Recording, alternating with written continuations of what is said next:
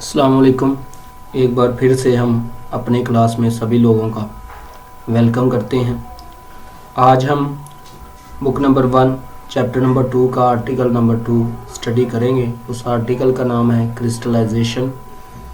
Matric class में भी आप क्रिस्टलाइजेशन के बारे में थोड़ा सा पढ़ के आए हो। Crystallization means the process in which the crystals are found. The formation of crystals is known as crystallization. बार बार हम क्रिस्टल्स की बात कर रहे हैं, यानी कि एक ऐसा प्रोसेस जिसके अंदर क्रिस्टल्स बनती हैं उसको हम क्रिस्टलाइजेशन कहते हैं। तो मोस्टली देखा जाए तो क्रिस्टल्स क्या हैं, तो अगर देखें तो मैटर जो है ना मोस्टली 3 फॉर्म्स में एग्जिस्ट करता है, लिक्विड, गैस एंड सॉलिड्स। और सॉलिड्स को अगर on the basis of atoms की अरेंजमेंट के एतबार से क्लासीफाई किया जाए तो एटम्स जो सॉलिड्स हैं 2 तरह के, क्रिस्टलन सॉलिड्स और अमॉर्फस सॉलिड्स। क्रिस्टलन सॉलिड्स की अगर बात करें तो क्रिस्टलन सॉलिड्स ऐसे सॉलिड्स हैं जिनके अंदर एटम्स आयन जो हैं वो एक रेगुलर पैटर्न के थ्रू जो है आपस में मिले होते हैं, प्रॉपर उनकी अरेंजमेंट होती है, उनको क्रिस्टलन सॉलिड्स का नाम दिया जाता है।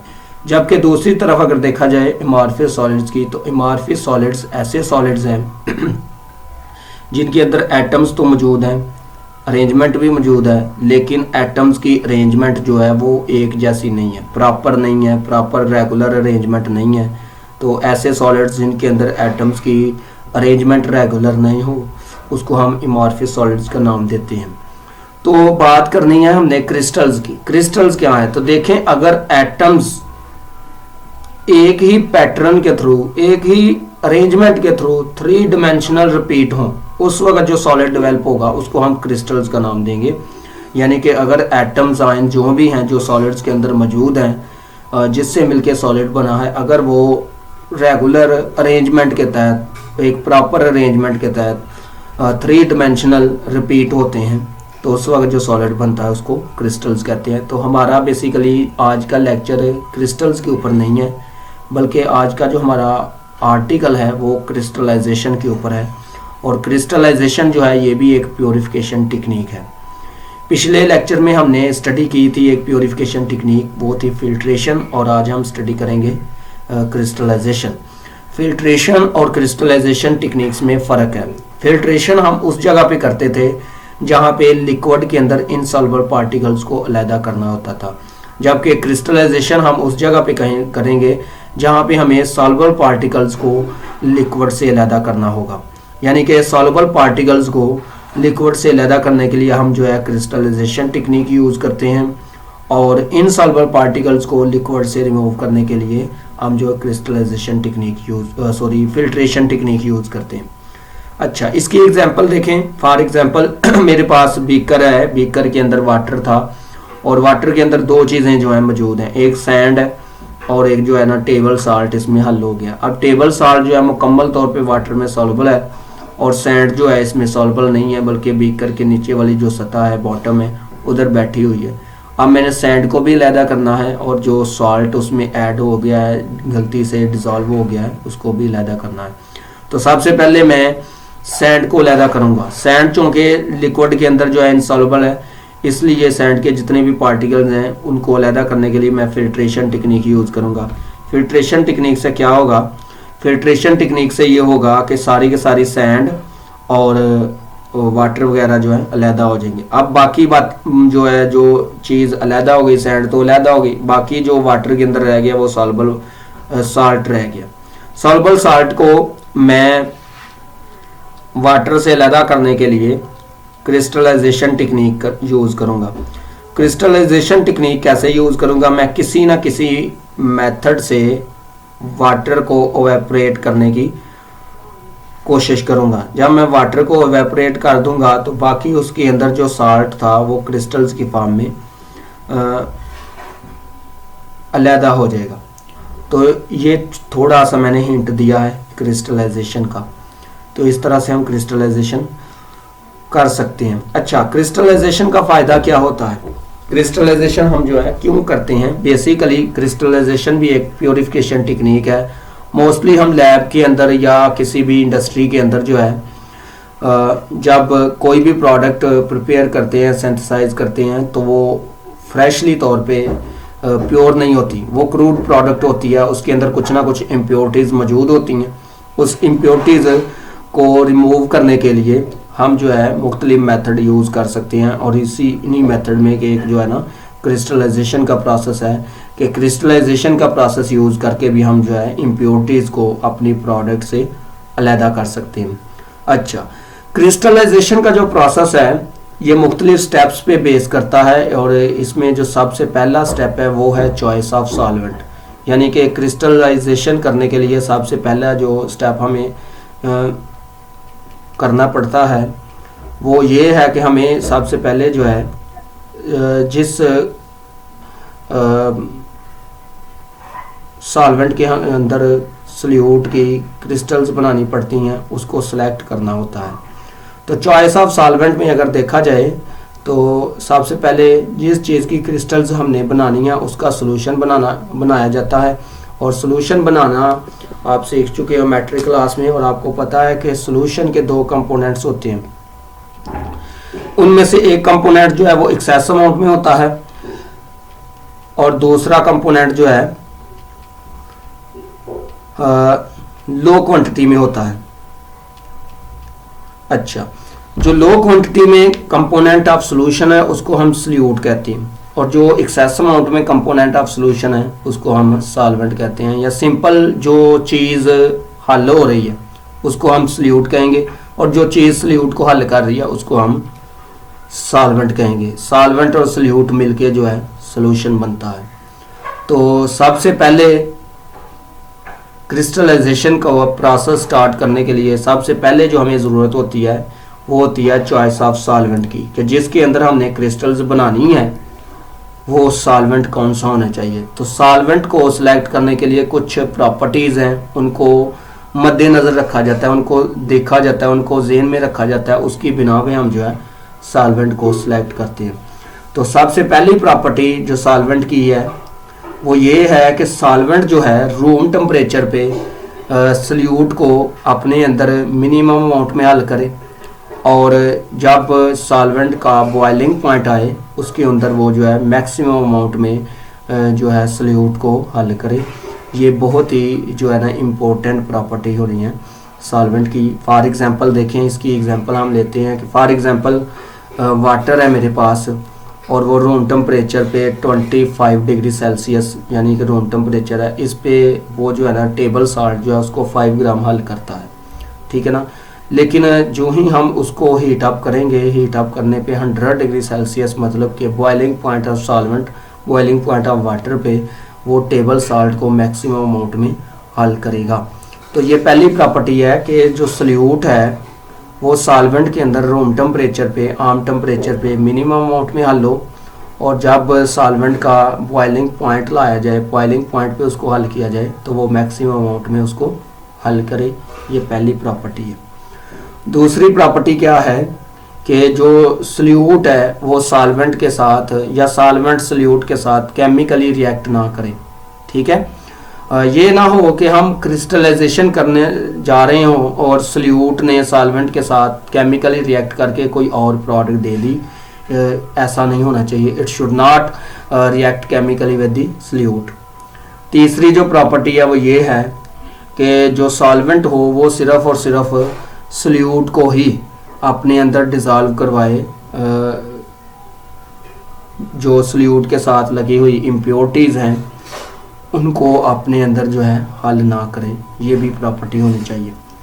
इसके बाद चौथी प्रॉपर्टी है कि जब हम सॉल्यूट को हल कर लें सॉल्वेंट के अंदर, उसके बाद उसको कूल डाउन किया जाए, तो कूल डाउन करने की बिना पे जो सॉल्वेंट है वो अच्छी फॉर्म में, बेहतरीन फॉर्म में क्रिस्टल्स दे, सॉल्यूट की प्योर कंपाउंड की क्रिस्टल दे।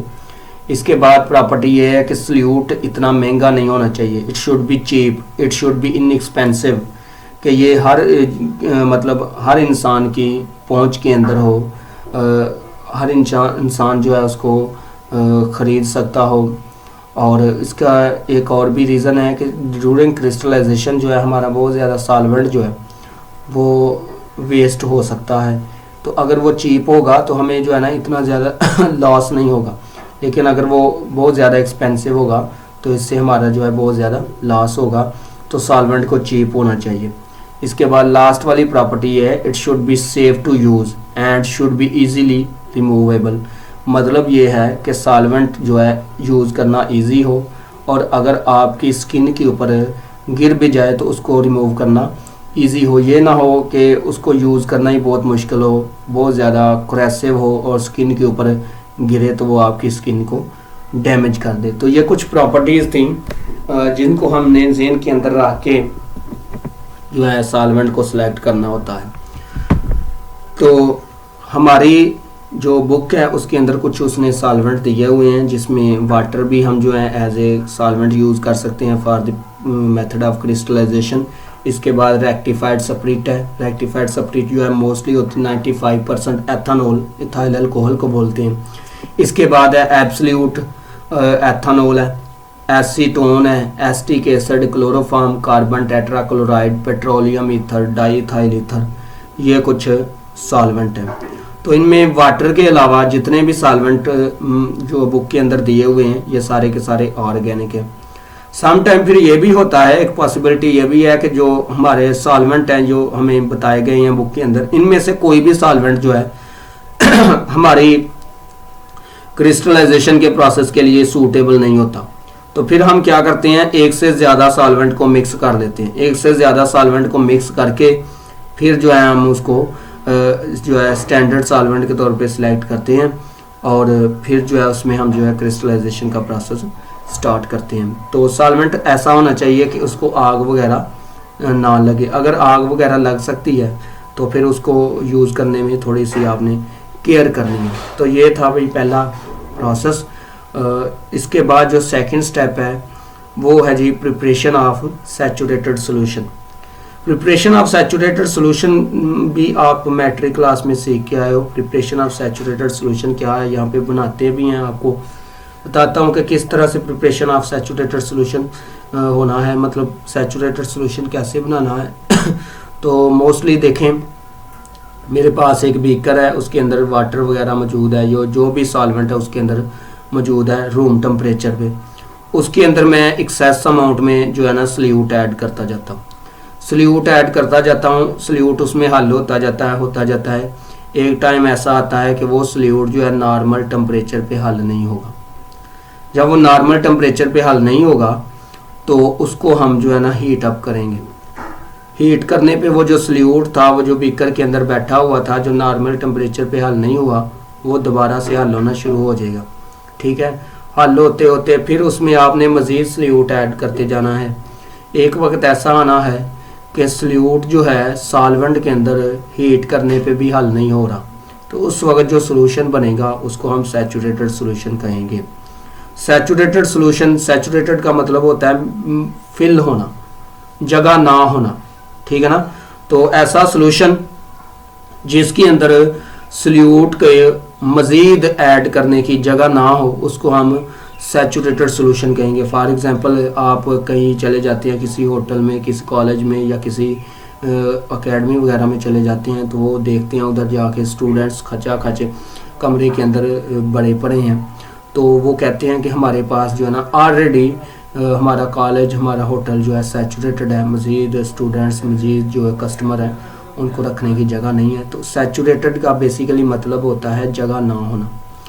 तो हमने सैचुरेटेड सॉल्यूशन इस तरह से बनाना है। तो सैचुरेटेड सॉल्यूशन के बाद अगला जो स्टेप है वो ये है फिल्ट्रेशन का।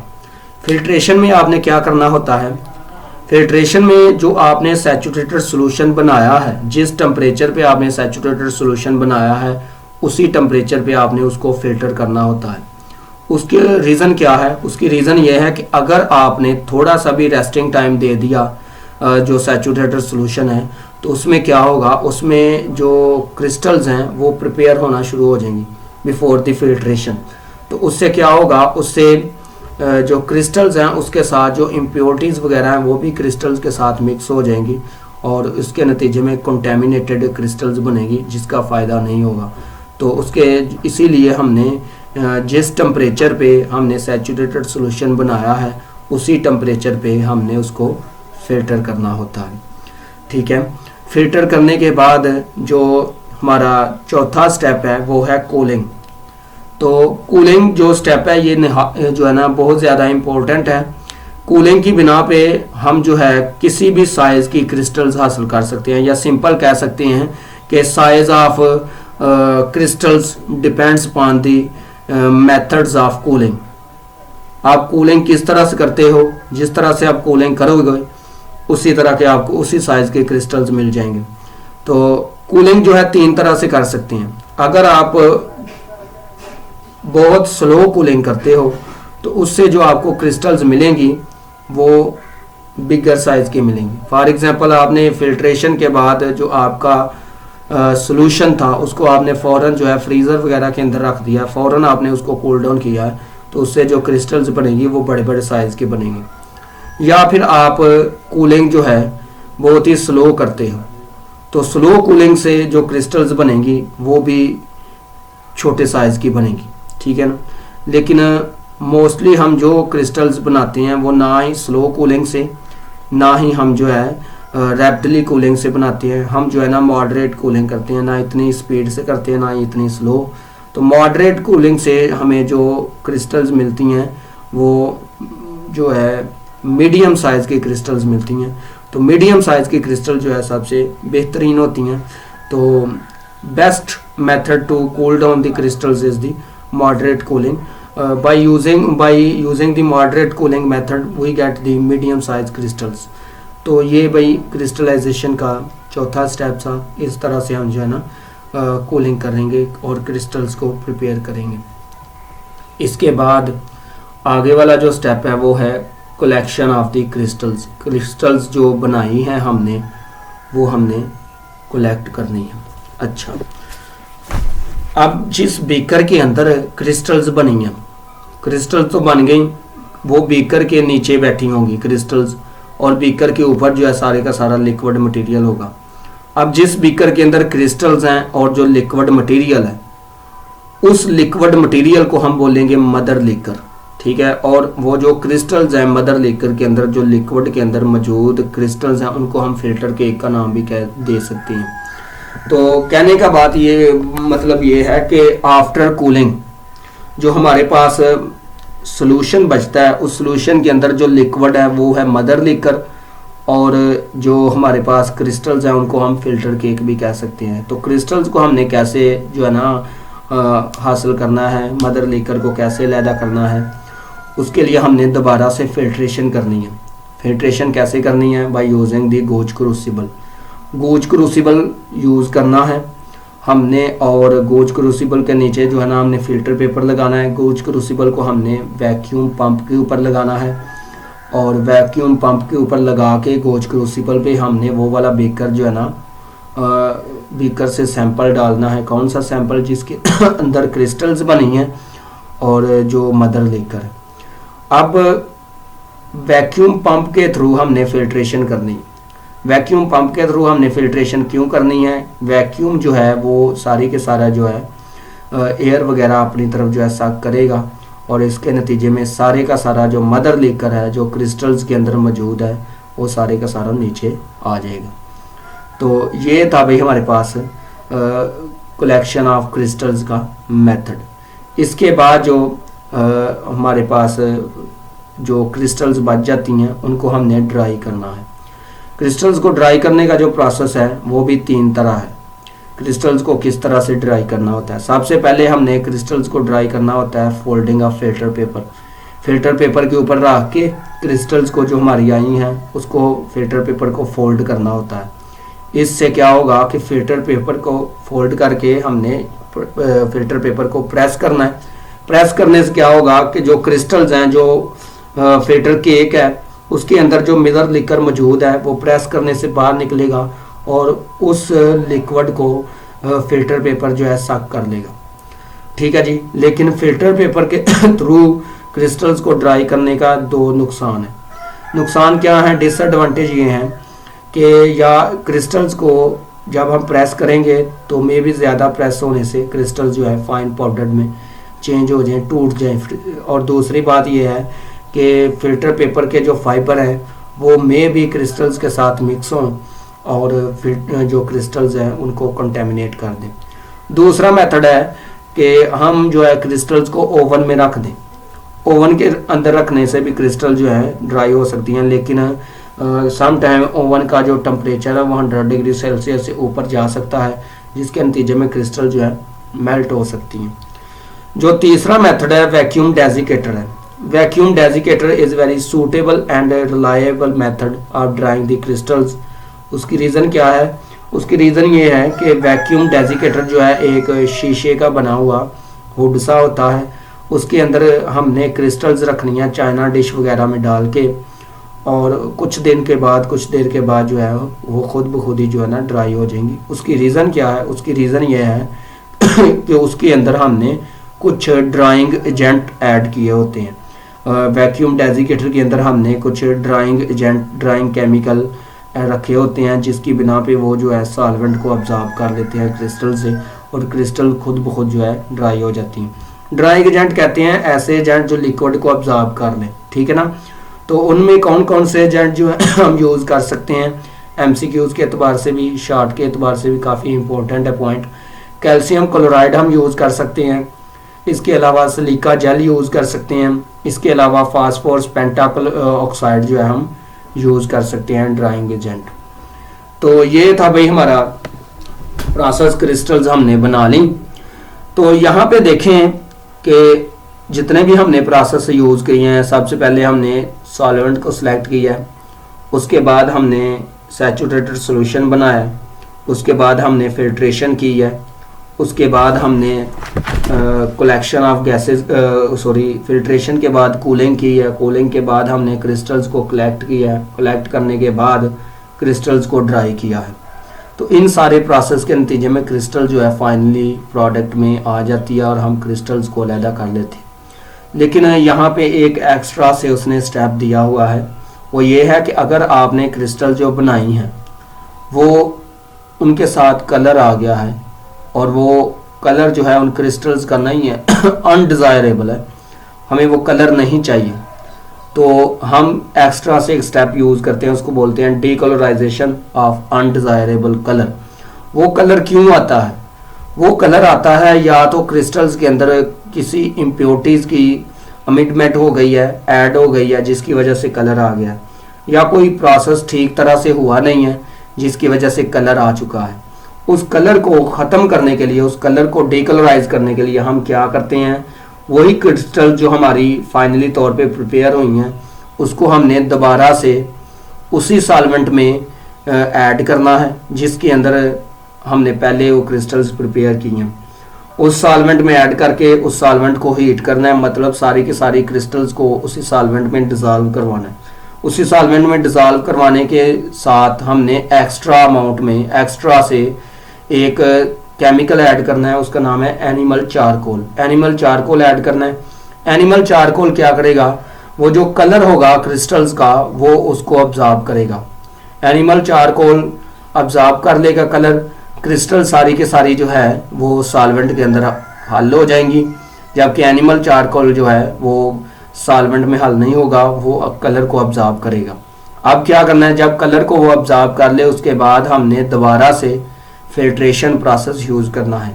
फिल्ट्रेशन प्रोसेस यूज़ करने से क्या होगा कि एनिमल चारकोल जो है वो फिल्टर पेपर के ऊपर रह जाएगा, और बाकी जो मटेरियल है सॉल्वेंट प्लस जो क्रिस्टल्स वो उसमें ऐड हुई थी वो हमारे बीकर में आ जाएगा। उसके बाद बीकर वाला जो मटेरियल है उसको हमने दोबारा से कूल डाउन करना है, मॉडरेट रेट से मिडियम साइज क्रिस्टल्स आएंगे। उसको बाद हमने क्रिस्टल्स को कलेक्ट करना है, क्रिस्टल्स को कलेक्ट करके हमने जो है उसको ड्राई कर लेना है। तो इस तरह से हम जो है ना किसी भी चीज़ का जो लिक्विड के अंदर सॉल्युबल है उसको क्रिस्टल्स की फॉर्म में अलहदा कर सकते हैं। तो आज का हमारा जो आर्टिकल था यहीं पे ख़त्म होता है। इसको पढ़ें, ध्यान के साथ ठीक तरह से पढ़ें, और नेक्स्ट लेक्चर में एक नई प्योरीफिकेशन टेक्निक सीखेंगे इंशाल्लाह। तब तक के लिए अल्लाह हाफिज़।